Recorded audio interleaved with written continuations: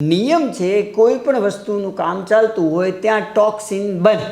તમારા શરીરની અંદર 24 કલાક તમારું હાર્ટ 1 મિનિટમાં 70 થી 80 વાર ધબકે છે. એક ધબકારે 80 ગ્રામ લોહીને શુદ્ધ કરે છે. તમારી કિડની 24 કલાક ફિલ્ટરિંગ, તમારા આંતરડા 24 કલાક મૂવમેન્ટ, અંદર 24 કલાક તમે હોઈ ગયા છો, અંદર બધું કામ ચાલે છે. તો શરીરમાં ટોક્સિન્સ બની રહ્યા છે. સમદૌષ, સમાગ્નિ છે, સમધાતુ, મલક્રિયા. મલક્રિયા એટલે એ શરીરના ટોક્સિન આપણે મળમૂત્ર પરસેવા માટે બહાર કાઢી છે. આ બધા પ્રોપર નીકળે છે. તો કે ના, આ તો કોન્સ્ટિપેશન છે. પતી ગયું. સમદૌષ, સમાગ્નિ છે, સમધાતુ, મલક્રિયા. પ્રસન્નાત્મેન્દ્રિય માના. ઓહો, કેટલી મોટી પ્રસન્નાત્મેન્દ્રિય માના. સંસ્કૃત ભાષા સમૃદ્ધ કેટલી. પ્રસન્નાત્મેન્દ્રિય માના આટલા ઉપરથી 100 લાઈન બને, 500 લાઈન બને. પ્રસન્ન તમારો આત્મા, પ્રસન્નાત્મેન્દ્રિય. પ્રસન્ન તમારો આત્મા, 5 જ્ઞાનેન્દ્રિયો, 5 કર્મેન્દ્રિયો. આ બધું પ્રસન્ન છે.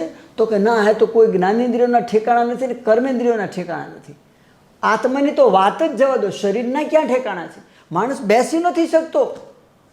મારું તો વર્ષોથી આ જોઉં છું. માણસ 15 મિનિટ એમ કીધું કે બેહો, આમ હરખી રીતે બેહો તો નહીં બેસી શકે. કાં પગ હલાવશે, કાં હાથ હલાવશે, કાં વાંચેલું છાપું બીજી વાર વાંચશે.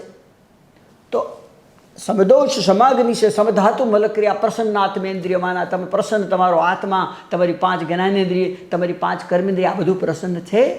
સ્વસ્થ ઇત્યભિધીયતે, એને સ્વસ્થ કહેવાય. તમને ડાયાબિટીસ નથી, બ્લડ પ્રેશર નથી, મને તો ભૂખ લાગી છે, મને કોન્સ્ટિપેશન નથી એટલે હું સ્વસ્થ છું, એવું નહીં.